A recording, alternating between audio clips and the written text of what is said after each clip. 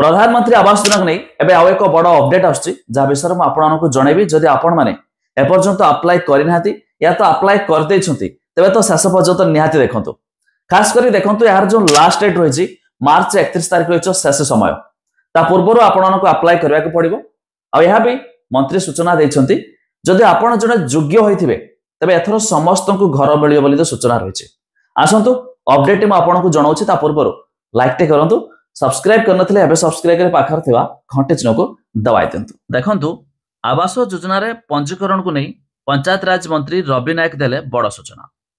मार्च 31 तारिख पर्यंत आवास योजनार पंजीकरण चलिबो। प्रधानमंत्री आवास घर पई आवेदन कलानी 12.5 लाख लोके।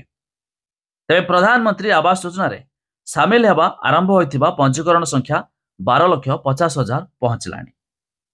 तेबे सबु लोकंकु पक्का घर स्वप्न पूरण कराजियो बोली मंत्री मध्य सूचना देथिले।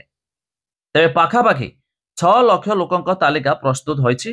ता छडा जो माने रहि जिबे सेमानकु मध्य अंतर्भुक्त कराजियो बोली गत 9 तारिख रे मंत्री मध्य कहिथिले। तेबे आज गृह रे आवास को नहीं देथिबा तथ्य आसीबा परे एबे सबु योग्य हिताधिकारी को घर मिलियो बोली मध्य आशा करा जाउछि। एबे तो आपण माने अपडेट देखले निहाती भाबरे जानि पारथिबे कि शेष तारिख मध्य पाखे आसलानी आपण पाखरे मध्य आ गोटे मास भी समय अछि।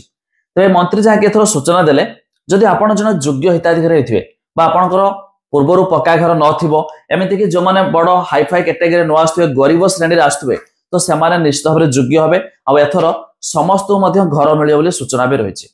तेबे आपण चाहिले हमर वेबसाइट रे लिंक मु दे देबी डिस्क्रिप्शन रे विजिट करिवि देखि पारिबो अधिक इन्फॉर्मेशन पाई।